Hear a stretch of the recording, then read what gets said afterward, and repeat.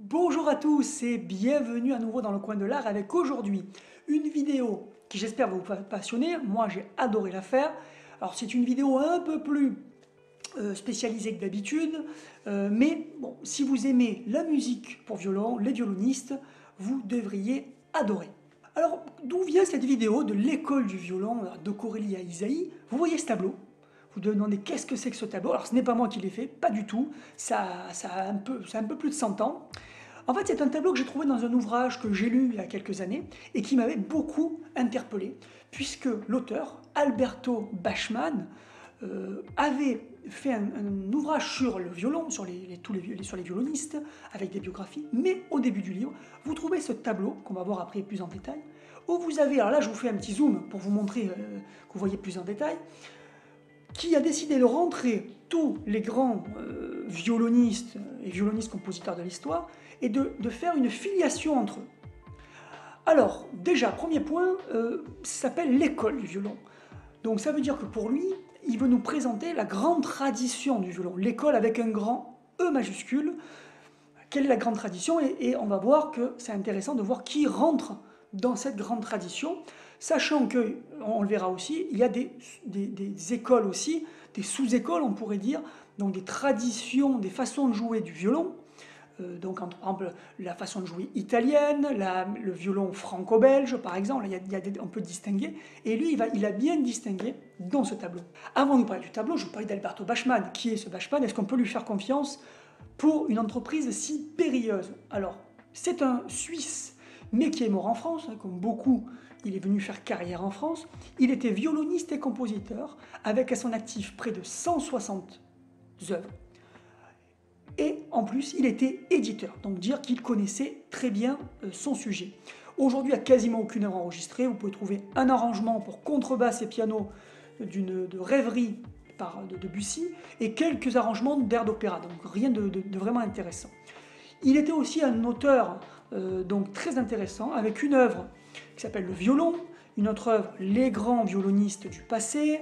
Voilà, après il y a la gymnastique à l'usage des violonistes, là c'est vraiment un manuel technique. L'encyclopédie du violon. Ensuite, le piano, ses maîtres et ses ancêtres, il s'est aussi intéressé au piano, et un dictionnaire général de la musique. Donc quelqu'un qui à l'époque connaissait, jouait du violon, était lui-même compositeur et auteur de plusieurs ouvrages.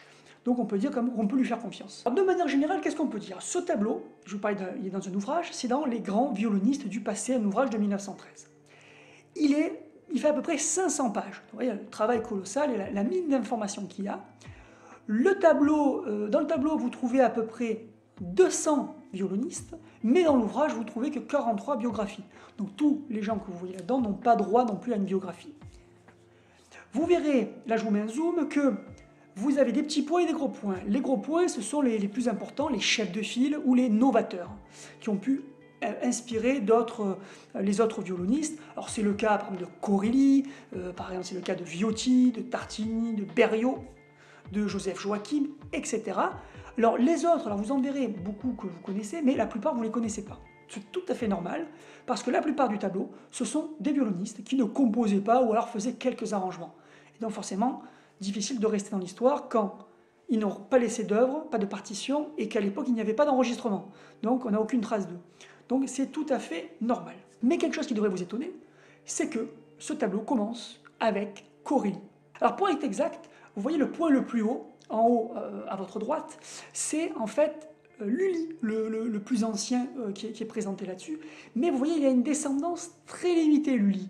Donc, voilà, c'est un peu à part. Finalement, toute la tradition du violon, l'école du violon pour Bachmann, ça part de Corelli. Avec quand même une petite case en bas, je vous la montre, avec des violonistes qui n'ont pas d'école connue. Donc voilà, vous voyez, Jacques Aubert, peu connu, mais vous avez Vivaldi. Alors bien sûr, il ne faut pas du tout s'étonner de ça, et je vais vous l'expliquer pourquoi Vivaldi n'est pas dans le tableau, alors qu'aujourd'hui, c'est un des plus grands compositeurs, et très célèbre, etc. C'est tout simplement parce que Vivaldi a connu un purgatoire, comme Bach d'ailleurs, hein, qui à un moment, pendant quelques décennies, a été un peu oublié par le public, pas par les compositeurs, mais par le public. Mais Vivaldi, ça a été beaucoup plus long, on va le voir, et la plupart de ses œuvres étaient sous manuscrit, n'avaient pas été publiées, donc ça aide pas. Et d'ailleurs, Bachmann, l'auteur, le regrette lui-même. Il faut attendre 1920-1930. Donc, vous voyez, Vivaldi était mort en 1741. Donc, il faut attendre 1920-1930 pour qu'il y ait des érudits qui commencent à s'intéresser à son œuvre. Il faut attendre encore 10 ans, 1947, pour que l'institution italienne Vivaldi soit créée. Là, on pourrait dire, ça y est, c'est parti. Pas du tout, puisque la publication des principales œuvres, sonates, concertos, symphonies, arrive 25 ans à peu près plus tard, en 1973.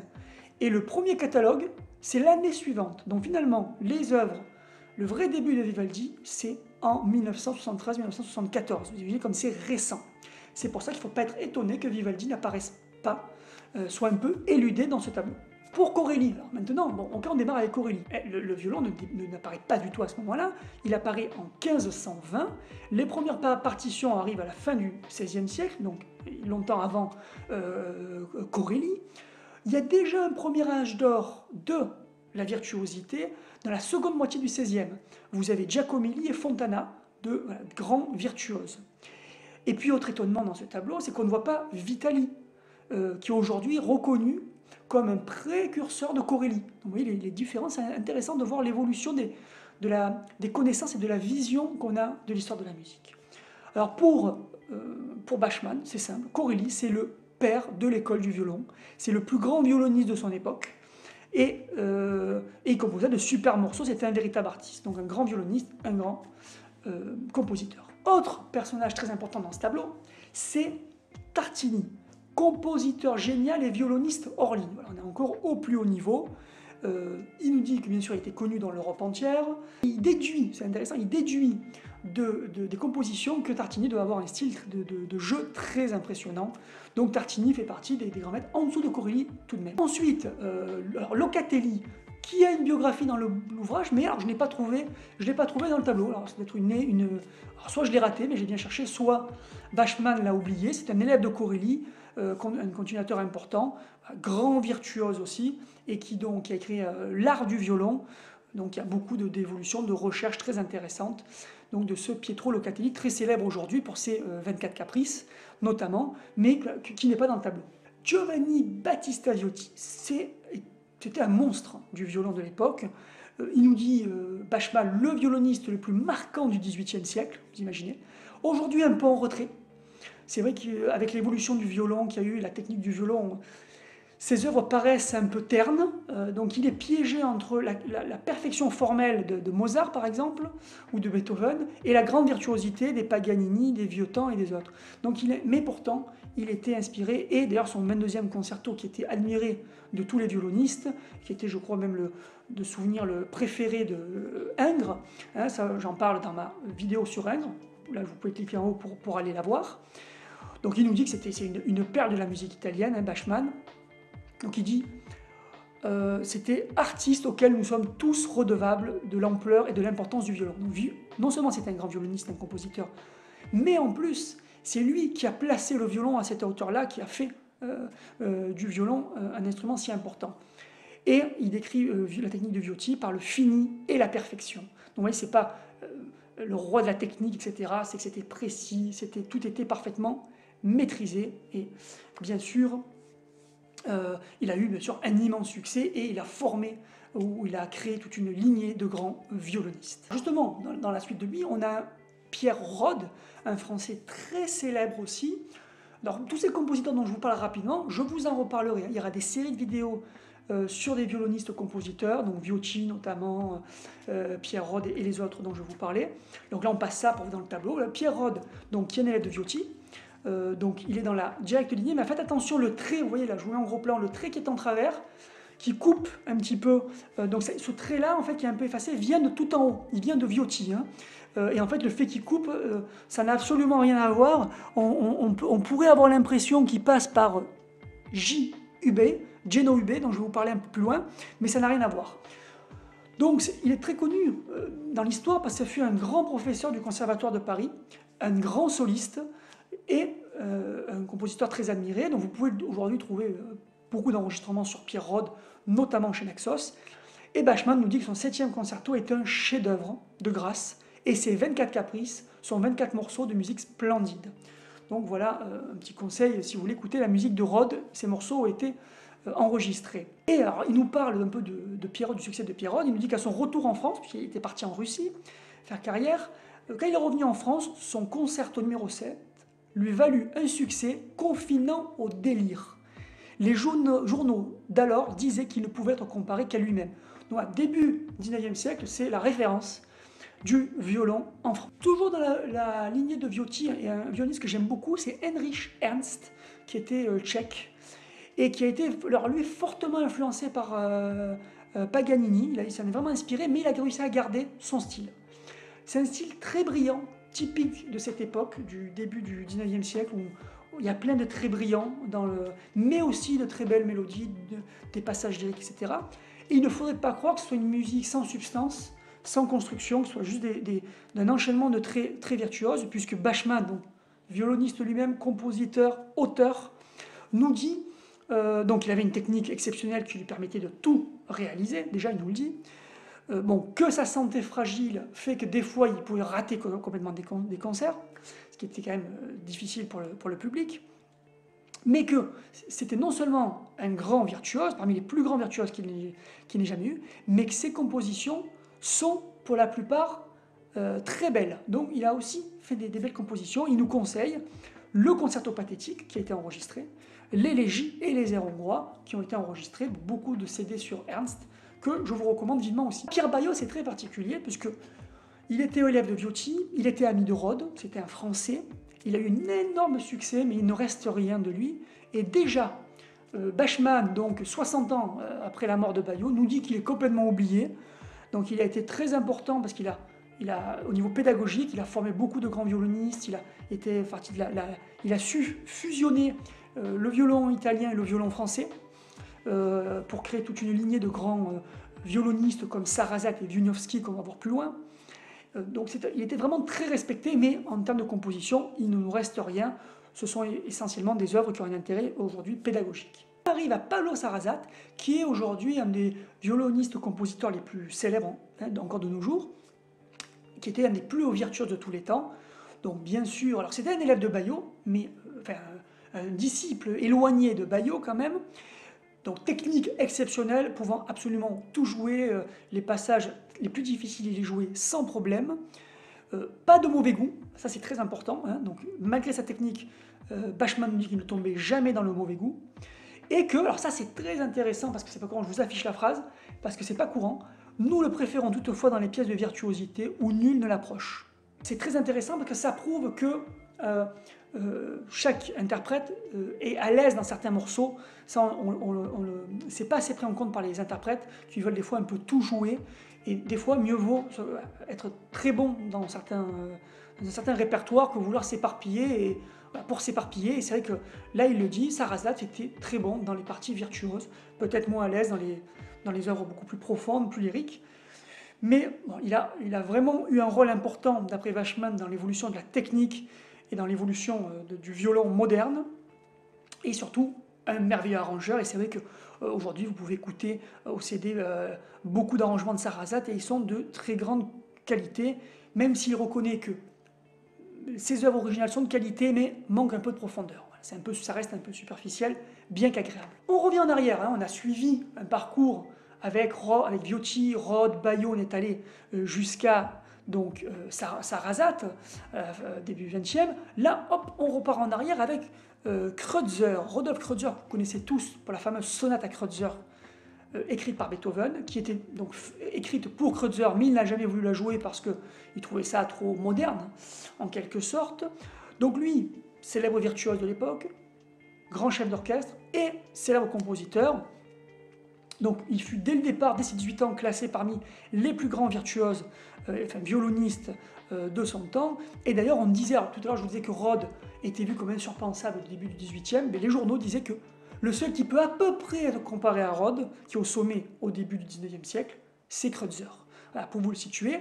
Et là, on a une critique exceptionnelle, Baillot, Rod, Kreutzer. Ces trois-là, ils sont à la base du violon au Conservatoire de Paris, donc ils étaient les premiers professeurs, ils ont créé une méthode ensemble qui a formé beaucoup, et qui est à la base de toute la grande tradition du violon au Conservatoire de Paris, qui était le plus grand conservatoire du monde au XIXe siècle. Bachmann nous recommande les 40 études ou caprices pour violon, qui de mémoire ont été enregistrées. Donc il dit que ce cahier d'études est un monument, et bien des artistes lui doivent la perfection à laquelle ils sont arrivés. Et il nous parle aussi un petit peu des concertos qui sont de qualité. Quelques concertos de Kreutzer ont été enregistrés. Alors moi je trouve ça un petit peu plat par rapport à certains de ses contemporains. Donc après faites-vous votre idée, mettez-moi dans le commentaire, allez écouter les concertos et vous me dites qu'est-ce que vous en pensez. On arrive à un autre monstre, là bien au-dessus de Kreutzer dans ce qu'il a laissé, dans la postérité qu'il a aujourd'hui, c'est Henryk Wieniawski, un Polonais. D'ailleurs, je précise que Józef Wieniawski, son frère, était un pianiste-compositeur et vous pouvez trouver son concerto chez Hyperion, au passage. Alors, Wieniawski, beaucoup plus connu, Henryk, le violoniste. Beaucoup de CD toutes ses œuvres ont été enregistrées, ses concertos sont régulièrement enregistrés. Et là, la phrase est très forte de Bachmann. Nous envions les heureux mortels qui eurent le bonheur d'entendre ce grand artiste. Et à l'enthousiasme exprimé par ses collègues, il est certain que ce fut un des plus beaux violonistes de tous les temps. Et là, alors, il nous dit que même ses confrères d'autres violonistes, comme Joseph Joachim, le grand, on va en parler, le grand violoniste, l'admiraient, et que même Sarrazat, qui était en général assez mauvaise langue avec ses confrères, lui trouvait de grande qualité. Donc c'est pour dire ses qualités. Alors une autre anecdote intéressante, c'est que Wieniawski, ça a été un des premiers à jouer le concerto de Beethoven, en concert, donc c'était vers 1880, et alors ça je vous en reparlerai bientôt dans une petite vidéo, du problème du concerto de Beethoven qui a été très peu apprécié dès le départ, très peu joué, puis remis progressivement au goût du jour, donc avec des gens comme Wieniawski, pour devenir aujourd'hui un des plus célèbres, donc essayer un petit peu démêler pourquoi, comment on peut avoir des avis aussi divergents, comment des grands violonistes du 19e siècle n'ont pas voulu le jouer, ne l'ont pas apprécié. Ça sera très intéressant, ça arrivera bientôt. Au niveau des compositions de Wieniawski, il nous dit que les compositions de ce maître sont empreintes d'une inspiration noble et élevée. Elles sont l'œuvre d'un artiste et d'un poète. Pas la peine d'en dire plus, vous voyez le monstre qui est Wieniawski pour Bachmann, et c'est encore le cas aujourd'hui. Dans cette lignée, d'ailleurs, on trouve aussi Eugène Ysaÿe. C'est, je crois, un des derniers dans la lignée qui est présenté dans ce tableau, Eugène Ysaÿe. Donc, alors, il n'y a pas de biographie. Alors ça c'est étrange, peut-être parce qu'il n'était pas encore mort au moment où le livre est écrit, etc. On peut se poser des questions, mais en tout cas, pas de biographie d'Eugène Ysaÿe dans l'ouvrage. Pourtant, il dit que dans un autre ouvrage de Bachmann, il dit que c'est un célèbre violoniste possédant une personnalité des plus marquantes. Alors il parle des débats, des polémiques qu'il y avait sur Ysaÿe, qui prenait certaines libertés quand il jouait des œuvres, des grands classiques. Et pour Bachmann, c'est pas un problème d'apporter sa propre interprétation, d'apporter sa patte, parce que les grands classiques, comme les Bach, les Haydn, parce que quand il dit classique à cette époque-là, il intègre Bach, ces auteurs-là, ils trouvent que leur musique, des fois, est un petit peu austère, et que c'est pas plus mal de rapporter un petit peu de couleur à l'interprétation. Donc ça, c'est aussi intéressant d'avoir cette vision de Bachmann. Donc il est vraiment apprécié sans pour autant le situer au niveau des Wieniawski, au niveau des Viotti, etc. C'est quand même le cran juste en dessous. On revient un peu en arrière sur une autre branche du tableau que je vous affiche, Niccolò Paganini. Alors lui c'est l'ultime. Alors le père de cette tradition du violon, c'est Corelli, parce que c'est celui qui a vraiment fait passer un cap d'après, bien sûr je cite Bachmann, d'après Bachmann qui a fait passer un cap à la musique pour violon, donc c'est le père, mais lui c'est le maître Paganini de tous les violonistes. Bon, bien sûr, il dit que ces 24 caprices sont un monument de l'art.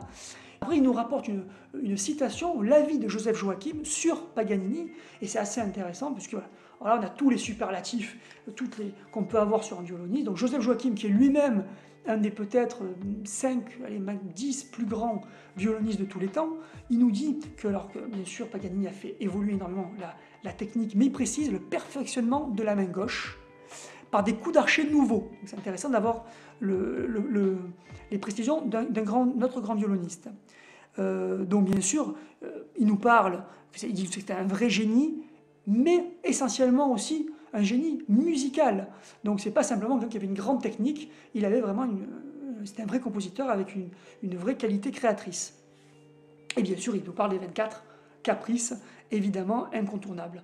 Mais, alors ça c'est très intéressant aussi, Bachmann nous dit qu'en partant de Paganini, Il y a eu beaucoup pas d'élèves, mais des gens qui ont voulu copier Paganini, qui sont partis dans les travers d'une virtuosité exagérée, superficielle, et que Bachmann regrette. Alors vous voyez tout à l'heure, Ernst, il s'est inspiré de Paganini sans tomber dans le mauvais goût, mais il nous rappelle Bachmann que certains sont tombés dans le mauvais goût. Et d'ailleurs, il y a de suite un exemple, Camillo Sivori, qui est comme Paganini, qui est un Italien, c'est le seul véritable élève de Paganini. Alors justement,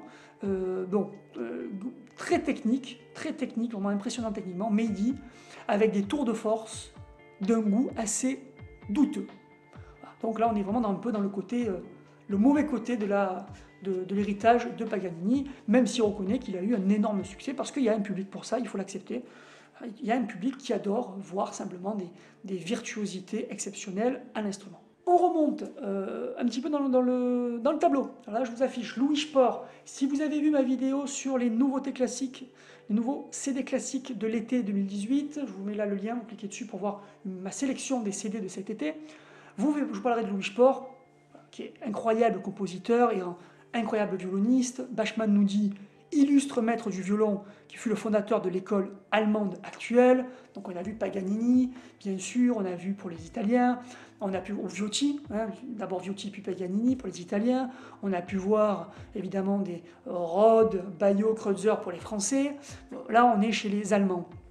Grand professeur, grand compositeur, voilà, il y a beaucoup de superlatifs pour Spohr, qui est vraiment à connaître. Autre compositeur dans cette lignée de Spohr qui est très intéressant, Ferdinand David, très célèbre.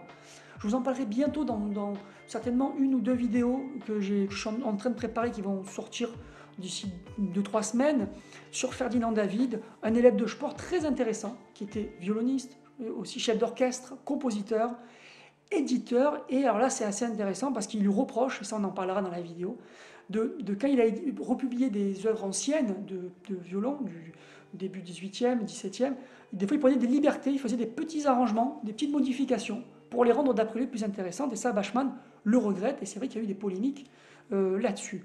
Donc c'était un ami de Mendelssohn, Ferdinand David, il a aidé Mendelssohn à faire son concerto pour violon, qui est un des 3 plus grands concertos pour violon de tous les temps. On passe maintenant à la branche belge, ou des fois on dit franco-belge, ça va ensemble. Mais là on est vraiment chez un belge, Charles de Berriot, qui...